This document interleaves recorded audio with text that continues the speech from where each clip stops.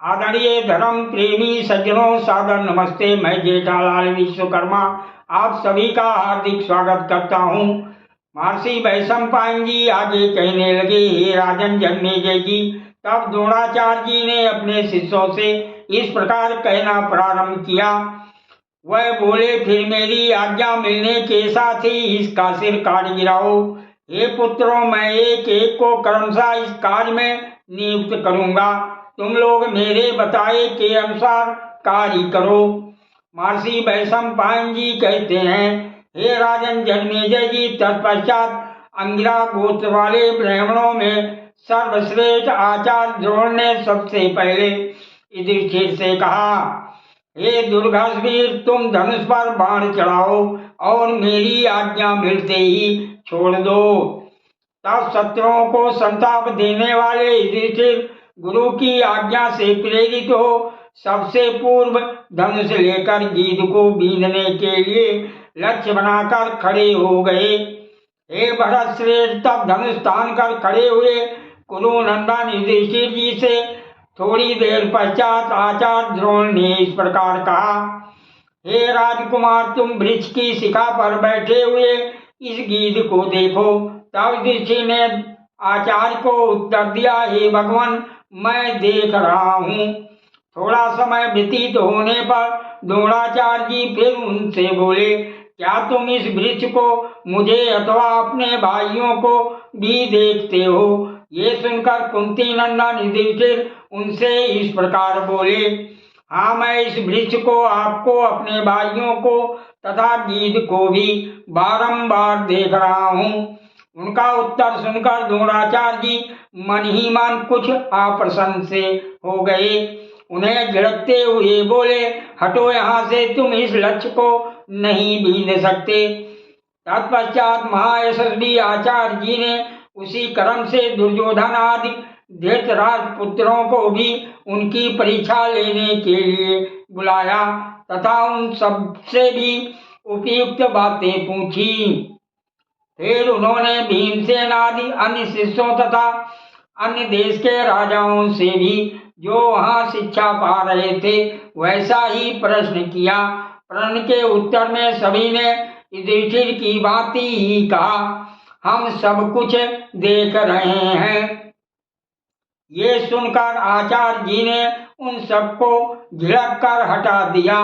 तत्पश्चात द्रोणाचार्य जी ने अर्जुन से मुस्कुराते हुए कहा, अब तुम्हें इस लक्ष्य को वेध करना है, इसे अच्छी प्रकार देख लो।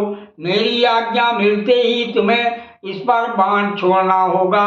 हे वश, धनुष तान कर खड़े हो जाओ और थोड़ी देर मेरे आदेश की प्रतीक्षा करो। उनके ऐसा कहने पर अर्जुन ने अपने धनुष को इस प्रकार खींचा कि वो मंडलाकार अर्थात गोल प्रतीत होने लगा। तत्पश्चात वह गुरु की आज्ञा से प्रेरित हो गीध को लक्ष्य करके खड़े हो गए। थोड़ी देर पश्चात द्रोणाचार्य जी ने उनसे भी उसी प्रकार प्रश्न किया, हे अर्जुन, क्या तुम उस वृक्ष पर बैठे हुए गीध को, वृक्ष को और मुझे भी देखते हो? हे राजन जन्मेजय जी, ये प्रश्न सुनकर अर्जुन ने द्रोणाचार्य जी से कहा, मैं केवल गीध को देखता हूँ, वृक्ष को अथवा आपको नहीं देखता। इस उत्तर से द्रोणाचार्य जी का मन प्रसन्न हो गया। थोड़ी देर पश्चात दुर्गत द्रोणाचार्य जी ने पांडव महारथी अर्जुन से फिर पूछा, हे वत्स, यदि तुम इस गीध को देखते हो तो बताओ इसके अंग कैसे हैं? अर्जुन बोले, मैं केवल गीध का मस्तक देख रहा हूँ, उसके संपूर्ण शरीर को नहीं। अर्जुन के ऐसा कहने पर हर्ष अतिरेक से द्रोणाचार्य जी के शरीर में रोमांच हो आया और वह अर्जुन से बोले, चलाओ बाण। अर्जुन ने भी बिना सोचे विचारे बाण छोड़ दिया। फिर तो पांडुनंदन अर्जुन ने अपने चलाए हुए तीखे छुर नामक बाण से वृक्ष पर बैठे हुए उस गीध का मस्तक वेग पूर्वक काट गिराया। इस कार्य में सफल होने पर आचार्य जी ने अर्जुन को हृदय से लगा लिया तथा उन्हें ये विश्वास हो गया कि राजा द्रुपद युद्ध में अर्जुन द्वारा अपने बंधु बांधवों सहित अवश्य पराजित हो जाएंगे। हे भरत कुलभूषण, तत्पश्चात किसी समय अंगिरा वंशियों में श्रेष्ठ आचार्य द्रोण जी ने अपने शिष्यों के साथ गंगा में स्नान करने के लिए गए। वहां जल में डुबकी लगाते समय काल से प्रेरित हो एक बलवान जल जंतु ग्रह ने द्रोणाचार्य जी की पिंडली पकड़ ली। वह अपने को छुड़ाने में समर्थ होते हुए भी मानो हड़बड़ाए हुए अपने सभी शिष्यों से बोले, इस ग्रह को मार कर मुझे बचाओ। उनके इस आदेश के साथ ही विवत्सु अर्थात अर्जुन ने 5 अमोघ एवं तीखे बाणों द्वारा पानी में डूबे हुए उस ग्रह पर प्रहार किया। दूसरे राजकुमार की कर्तव्य विमूढ़ से होकर अपने अपने स्थान पर ही खड़े रह गए।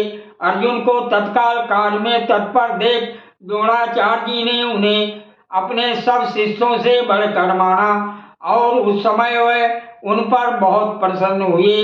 अर्जुन के बाणों से ग्रह के टुकड़े टुकड़े हो गए और वो महात्मा द्रोण की पिंडली छोड़कर मर गया। तब द्रोणाचार्य जी ने महारथी महात्मा अर्जुन से कहा, हे महाबाहो, ये ब्रह्मशिर नामक अस्त्र मैं तुम्हें प्रयोग और उपसंहार के साथ बता रहा हूँ। ये सब अस्त्रों से बढ़कर है तथा इसे धारण करना भी अत्यंत कठिन है। तुम इसे ग्रहण करो। सादर प्रणाम। जय श्री कृष्ण।